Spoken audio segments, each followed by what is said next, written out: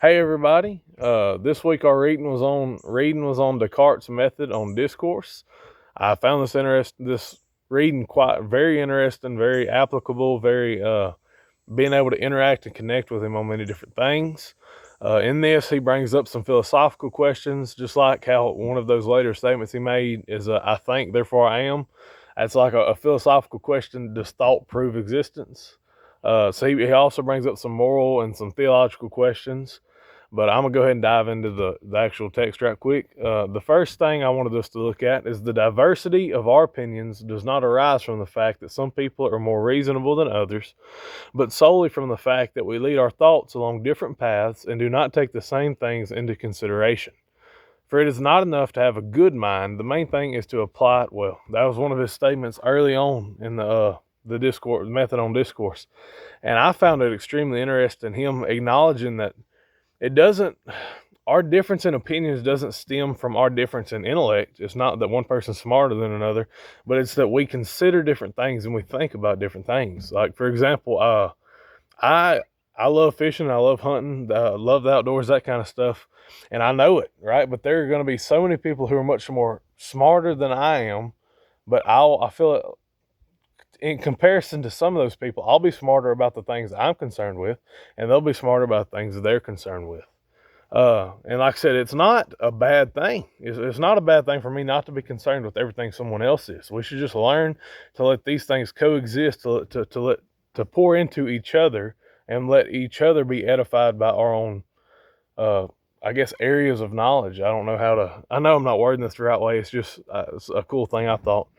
And so, I feel like what he's saying here, if we want to be more concerned with philosophy, or we want to be more concerned with theology, take initiative and let that initiative lead to your action. If you want to know more about something, choose to go down that path and learn more about that thing.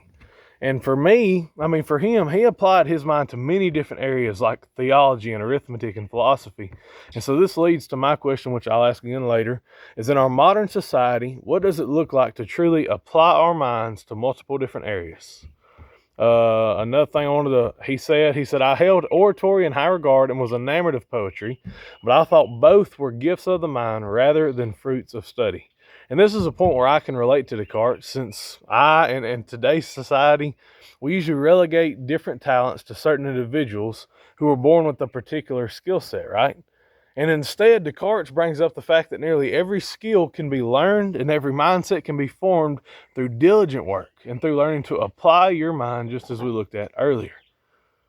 And another thing, Descartes, this is just a quick thing I want us to look at. He said, I remained for an entire day shut up by myself in a stove-heated room where I was completely free to converse with myself about my thoughts. Guys, in a society that has abolished boredom, I think it is extremely important to spend time alone with no technological influence, just to sit there and simply think. As I said, for us today, we can grab a phone, we can turn on a TV, we can open a laptop just to burn time, just to not be bored, just to escape from the world, or even just to fill the schedule between our two things we have to do.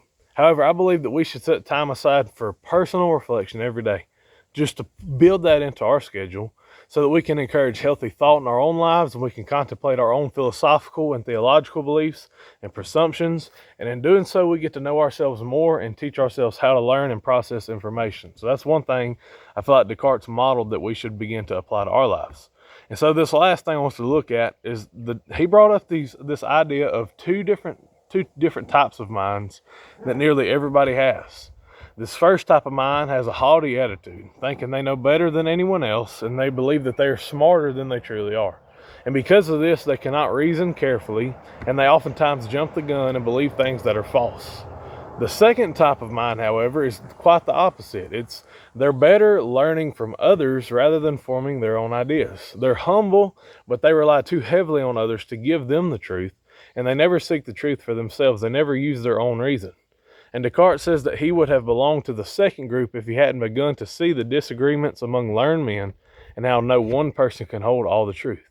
And therefore, we must find our own, or not our own, we should find a line between these two that doesn't go too heavily to either extreme. And this fine line consists of us realizing that other people do possess knowledge, and it's wise to learn from them, but it's also required of us, if we want to know and seek the truth, to test these things and form our own ideas and opinions. We must remain humble as the second type of mind, but we also must reason for ourselves as the first type of mind. And in doing so, we can begin to grasp the real truths of this world and pass them on to others. And so this leads me to our last two questions. The one I've already brought up is, in our modern society, what does it look like to truly apply our minds to multiple different areas? Descartes set a good example for us in his time, so how can we translate his example into our modern time? And the last question I have is, how can we find the happy medium between the two types of minds that was discussed in this week's reading? How can we reason for ourselves but also learn from others? Thank y'all. Y'all have a blessed one.